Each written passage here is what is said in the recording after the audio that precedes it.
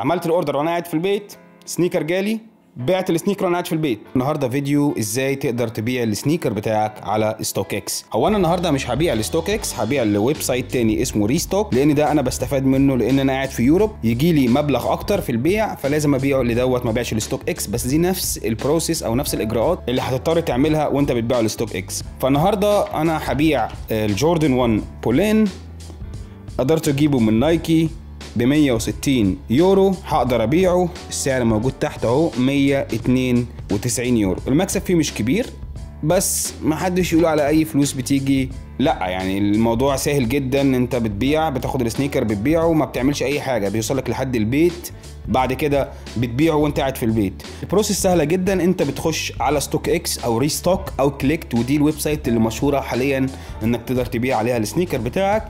بتحط ليستنج للسنيكر، تمام، بتحط سعره، ولما حد بيشتريه بيجي لك رساله على الايميل وبيقول لك كونجراتوليشنز زي ما انت شايف، وبيقول لك في حد اشترى السنيكر، وبيقول لك لازم تبعته قبل 30/5.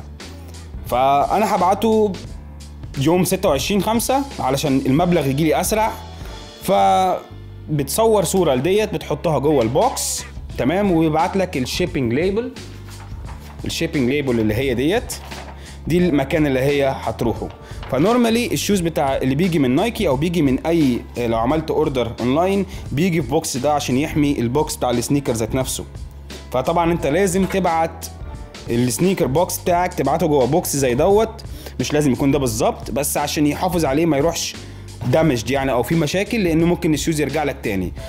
اول حاجه لو هتبعت الشوز فيك هيرجع تاني وممكن ياخدوا منك فلوس. هتبعته مستعمل وملبوس هيرجع تاني وهياخد منك فلوس. فانا مرشحش اي حد معاه شوز فيك وعايز يبيعه الويب سايت ديت، لانه طبعا في ناس هتشوف السنيكر بتاعك وممكن يرجعوا لك السنيكر تاني وياخدوا منك مبلغ، طبعا عشان انت كلفتهم الشيبينج والوقت ده كله. طبعا انت ما ينفعش تلبس الشوز وتبيعه، لانه لازم يتباع ديد ستوك، فبيبص على الحاجات ديت. فخلي بالك، ما ينفعش تكون الشوز مثلا استخدمته ونزلت بيه وكام يوم بعد كده عايز تبيعه، لا ما فيش الكلام ده. لازم تبيعه ديد ستوك او تبيعه على الفيسبوك. لو انت استخدمته ممكن تبيعه مستعمل، ما فيش اي مشكله من الموضوع ده. فالموضوع بسيط خالص. انت بيجي لك ايميل فيه الورقتين دول، تمام. الورقه الاولى بيقول لك انا هحط السنيكر مكانه. الورقه الاولى ديت المفروض انك تحطها، لا امشي يا حبيشه من هنا، حبيشه اخلع. طبعا حبيشه كبر وبقى اشرس بكتير. طبعا الورقه دي انت بتحطها جوه البوكس ده علشان ما يتلخبطوش ويعرفوا انت مين اللي باعت اصلا الشوز بتاعك. نسيت احكي ان الفلوس هتجيلك فين. الفلوس هتجيلك على باي بال او حاطط الاي بان بتاعك عندهم اوريدي. فاول ما الشوز بيوصل لهم بيقدروا يعرفوا طبعا اللي هو اصلي واللي هو ما اتلبس قبل كده وكل الحاجات ديت كلها، والبوكس سليم. الفلوس بتوصل لك على طول وبيبعتوا الشوز للشاري. فهي دي بس. انا تحط دوت في البوكس تاني اللي هو جاي معاه. ده بسيط خالص.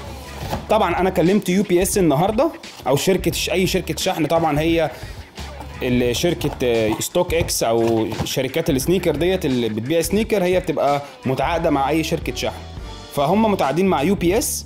فانا بكلم يو بي اس، بديهم النمبر اللي موجود هنا، بيجي ياخد الشوز من قدام البيت عادي. فانا ما بنزلش ولا بعمل اي حاجه. كل اللي محتاجه بس ان يكون عندك برينتر في البيت، وانك تشتري الشوز بالريتيل برايس وتبيعه. طبعا نايكي هنا عاملين حاجه حلوه جدا، انه عارفين ان ممكن تعمل ريتيرن للشوز مثلا او ممكن تبيعه، فحاطين لك انك تقدر ترجع تاني الشوز يتقفل. دي حاجه حلوه قوي انا بحبها. تقفل الشوز كده، والراجل بتاع يو بي اس لما يجي تديله الاتنين دول، هيلزق دي في البوكس، هو معاه اللزق، ويبعته للمكان اللي المفروض يروح فيه، وتستنى لحد ما تجيلك الفلوس. فالسنيكر ده ب 160 يورو.